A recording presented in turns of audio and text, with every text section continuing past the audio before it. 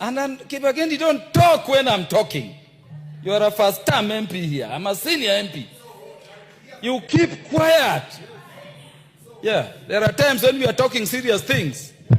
A very good evening and welcome back, ladies and gentlemen, and thank you very much for your greatest support. Let me say this, that however much we deny, or however much a lot of people try to deny this, but this one still remains the truth, that this is the most incompetent government that we've ever had since independence. Full of incompetent CSS, ministers, those who don't know what they're supposed to do, when and how. Why am I saying this? I'm saying this because of the reaction. Imagine someone goes to the Senate, and then after going to the Senate, he's talking about the ghost schools. Na anasema kabisa kwamba he doesn't know whether these ghost schools exist. Now my question has been this. You don't know whether these ghost schools exist, but you've been releasing money that is going to these schools. Honorable Speaker, in just the past 2 weeks, the Ministry of Education has actually conceded that when they were doing an audit of schools, out of the, they had audited 12,000 schools out of the 17,500 and found that there were 50,000 ghost students. And in fact, the PS for Education, Bitok, was before the National Assembly, and he confirmed that the problem was most rampant in secondary schools. Now, the ministry sent money to these schools. They know the schools. They know the ghost students. Can the minister tell us today the names of those schools and the names of the persons who withdrew that money? Because by my math, if you are sending 16,000 shillings as capitation, then the country has lost almost 1 billion shillings in that financial year alone from these ghost students. So who are these people who are withdrawing this money? There's the number of students. There have been numbers of students outside the portal that are in these schools. So what are you trying to say? So CS Ogambo, I don't know what is going with him, but he doesn't understand. And also the issue of Soipan Tuya. You know, I was asking myself when William Ruto announced, or when William Ruto shifted, did the reshufflement and gave Soipan Tuya the CS of Defense. And you know, I asked myself this question, that okay, is Soipan Tuya qualified to run this docket? And my answer was no. But another question that I asked myself, if she's not qualified, why then is she offered this position, or why then is she given this ministry or this thing to run? This was the answer. You know, CS in KDF or in defense force, it is very difficult to do audit. Like, you can't do audit. You see the way the governors are doing the audit is being done with governors, you know, that questioning how much was spent, how the money was spent, that one cannot be done in the KDF. And therefore, a lot of money may be taken there to do nothing. And now tracing where that money has gone is a problem. And that is why the guy decided to put Soipan Tuya there to act as, to just be there. A lot of people have been saying that he decided to put his girlfriend so that they can eat the money together, because the person that is there is very much clueless. I don't know what you think about this, but I love the way Edwin Sifuna tackled this. We know very well that Nairobi County has got 17 constituencies. These 17 constituencies, it becomes very difficult during the recruitment, because remember, the recruitment is supposed to be done in every constituency. If the recruitment is done in every constituency, it means that all these 17 constituencies are supposed to have the recruitment centers. But then what happens is that they only do them in 3 places. So my question has been this: if they're doing this thing in 3 places, and Nairobi has got higher population, what is the intention? Like, what are they trying to drive at? What are they trying to take us to? It is indeed very frustrating for me as a representative of the people, because now I think, save for going to her house, I don't know how else I'm going to reach the CS for Defense. we as the leadership of Nairobi, all the 19 of us elected to Parliament, the Senator and the 18 colleagues from the National Assembly, wrote a letter to the CS regarding the ongoing recruitment process. This letter was dated the 16th of September, Honorable Speaker. It was delivered on the same day to the Ministry of Defense headquarters. Up to today, the ministry has not seen it fit at all, just as a matter of courtesy, to address the concerns that have been raised by members of parliament who represent people. We have taken further steps. We have done press conferences. We have alerted this minister to the urgency of the matter because this recruitment is going on as we speak. Honorable Speaker, the central issue is just one. We in Nairobi feel we are being discriminated against. In all other counties, recruitment is happening at the sub-county level. Nairobi has 17 constituencies, Honorable Speaker. They have lumped recruitment into 3 centers. Just 3 centers. Considering, Honorable Speaker, the population of Nairobi and the biggest youth bulge is actually here in the city. The biggest problem of unemployment is here in the city. When an opportunity such as the recruitment into our defense forces arises, we feel that our young people in Nairobi should be given a fair chance. Now, if we have taken the courtesy, the steps to write to the minister, she doesn't have the courtesy to write back to the representatives of the people. We are not writing these letters for ourselves. Honorable Speaker, I don't have a child who's old enough to go to the defense forces. So I am not doing this or asking this, and indeed my colleagues, for any of our family members. It's for the people that we represent. Can the minister at least have the courtesy? Just that the way that she has written a letter saying she does not want to come to the Senate today, or she's not able to come to the Senate today, I believe she can be courteous enough to originate correspondence to respond to the representative of the people of Nairobi. So I was waiting for her this morning. And these are the frustrations we go through as representatives of the people. We write, you don't respond. We do press conferences, no response. I wait for you where the people send me to wait for you, you don't show up. Now, my only option is to find out where she lives, Honorable Speaker, and to go and wait for her at the gate. Now, what else am I supposed to do? Because it is very frustrating. So I hope, Honorable Speaker, in the letter that she has sent you, she has indicated when next she will be available. Because honestly, and this is a live matter, when will it ever be resolved? If she is not here today to give answers to the people of Nairobi, when will it be resolved? After the recruitment is done. It is very, very unfortunate, Honorable Speaker, and I hope that this House can record the disappointment of myself and the people of Nairobi that she has failed to show up this particular morning. I thank you, Honorable Speaker, for this opportunity. You know, those are the kind of things that sometimes, you sit down, you ask yourself, and then you fail to get answers. So I really love the way Edwin Sifuna, however much sometimes maybe we'll try to deny it, but is among the smartest senators we have. In fact, one of the smartest leaders that we have. Because they don't just, sometimes, a lot of people just speak because they want to speak. But some of these guys, they don't speak because they want to speak. They speak because that is what they're supposed to say. So I would like you to tell me what you think at the comment section concerning these 2 things. Number 1, CS Ogambo telling us that there are ghost schools. But he can't tell us exactly the ghost schools where they are. And number 2, William, I think she's called William Ruto's girlfriend. Edwin Sifuna saying that if things, because she failed to go to the Senate. So what is happening is that Edwin Sifuna is saying that ataenda kumtembelea, lazima ataenda kujua yeye mwenyewe anaishi wapi.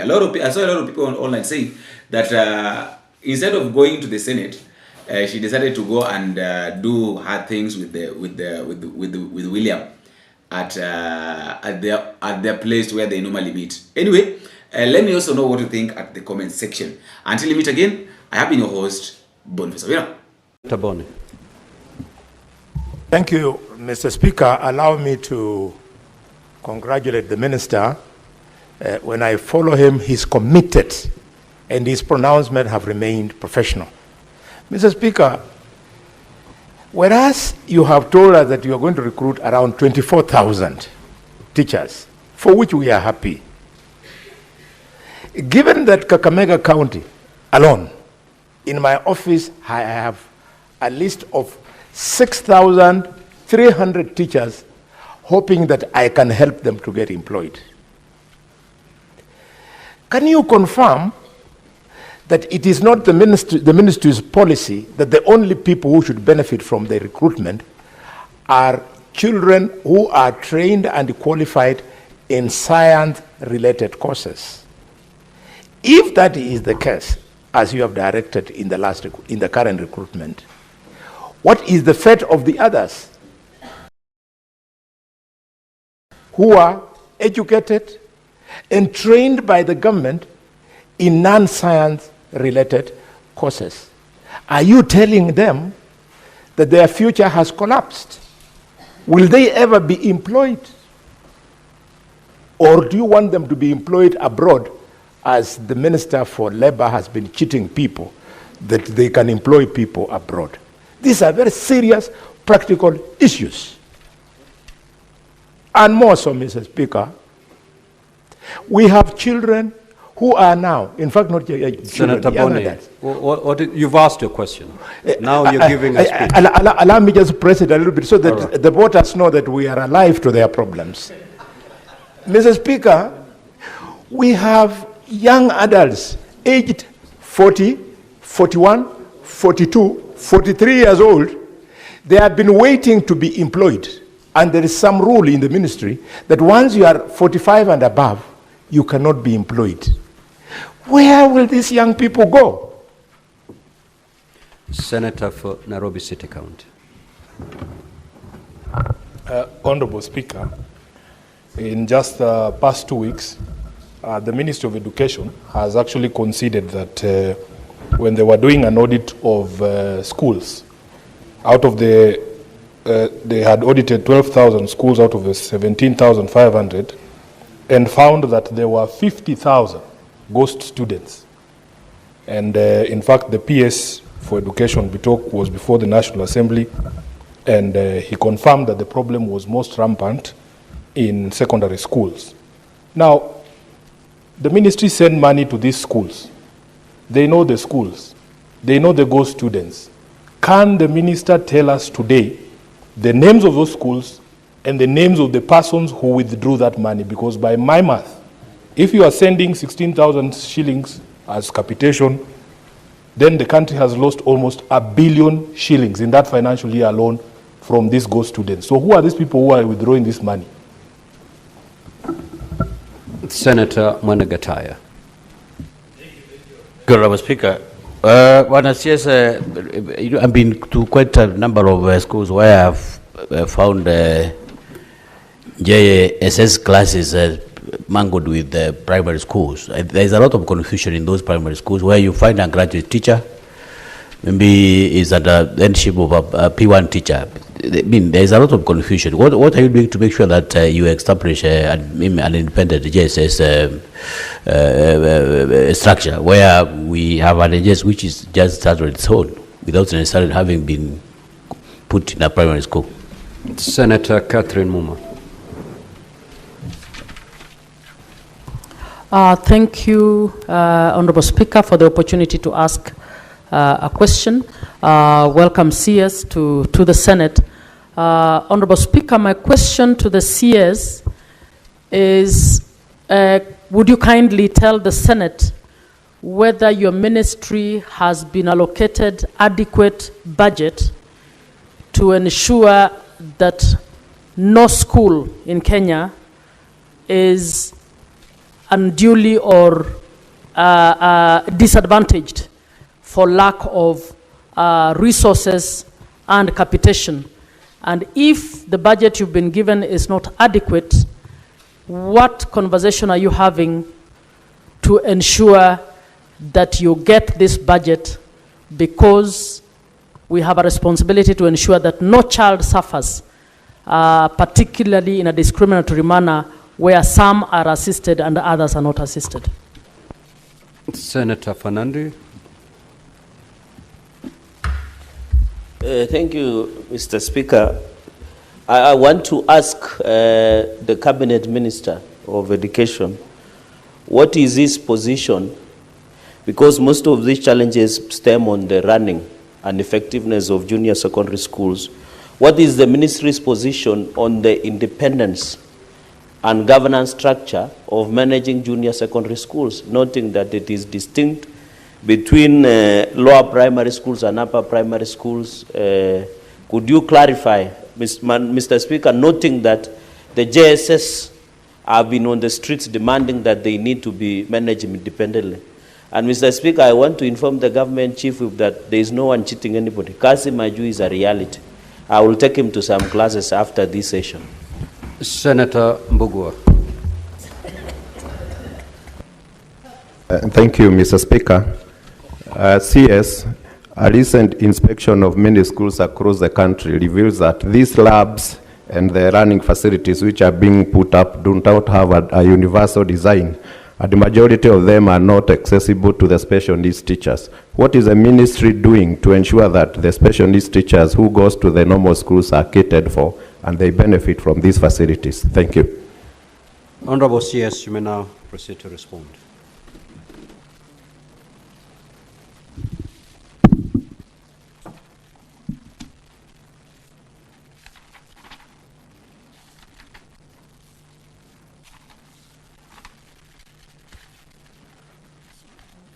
So to Senator Manzo's question, the question is specific, and I did indicate that all our junior schools have either a purpose-built laboratory or a converted classroom for teaching practical components. Those that do not have purpose-built labs are being considered as resources become available. But so far, 20,926 of our junior schools have either purpose-built laboratories or classrooms converted into labs that can be used for practical lessons. Now, the recruitment of the 24,000 teachers is a recruitment that is targeted to ensure that we bridge the gap of the teachers that we do not have in junior school. And that gap shows that out of the requirements that we have, 60% of them are STEM required teachers. So the recruitment would be at least 60% of those would be science or STEM trained teachers, and the rest will be those trained in the other arts and other science, social sciences. So it is not that there is one group that will completely not get employment. It is just that there is a discrepancy, and therefore it's an analysis that has been done, and to show we get the teachers that we need, and progressively, because next year we also have a plan of employing another 16,000. So we'll be able progressively to ensure that as we train our teachers, we are able to employ them. This last week, we held a conference of all the stakeholders in the education sector. And the question we asked ourselves, where should we start? Should we start from the admissions to what the universities or the colleges have, or should we start from what we require from the market? So that we trained teachers or we train our graduates for jobs that are required in the market, industry linkage. So that conversation is now taking place so that we have a comprehensive policy where we are training for available jobs, so that we do not train, for example, 100,000 teachers when we require 35,000 teachers. We don't train 500 doctors when we require 1,500 per year, so that we can have a policy that is informed by data in order for us to ensure that we do not have some sectors having an oversupply of the particular careers and others we have an undersupply. So that conversation is now being had between all the stakeholders in the education sector in order for us going forward to have a comprehensive, a coherent policy that is end to end. Honorable CS, you have 3 minutes to Honorable Sifuna's question, yes, what we decided to do is after the Auditor General flagged out that she had done a specific audit for the last 4 years, a forensic audit for the last 4 years, where they discovered discrepancies, we decided as a ministry in this third term to only release resources to schools where we have verified the number of students that have been enrolled. That exercise is ongoing. We have done 75% of it. We have about 25% to go. And those anomalies are now being discovered. So what I would urge is that we will not be able to give you the full analysis as we speak until we complete. But once we complete, we will analyze, for example, if resources were sent to a bank for school X, we'll have to find out who signed for those resources from that bank, and action will be taken, because that's criminal. So that is the reason why we are doing this verification, in order for us to be able to know for sure how many students do we have, how many learners do we have in each stage. That question is tied to Honorable Muma's question on the basis of the budget, because the budget to our ministry is based on the number of students that we have, because we have a policy of 1,540 for primary school, 15,000 for junior school, and 22,200 and something for secondary school. Now, if we do not have the proper numbers, then you can't push for the proper budget. So that's why when we submit our budget to Parliament and to Treasury, it is slashed, because we do not really agree, all of us as government, as to what is the actual number of students that we have. That's why we decided, let's do a verification exercise, so that for sure we know what number we have. When we submit our budget, it will not be subject then to slashing, because the numbers will be known by everybody. So it's going to help us make those decisions, and it's a good exercise. And where some people have committed any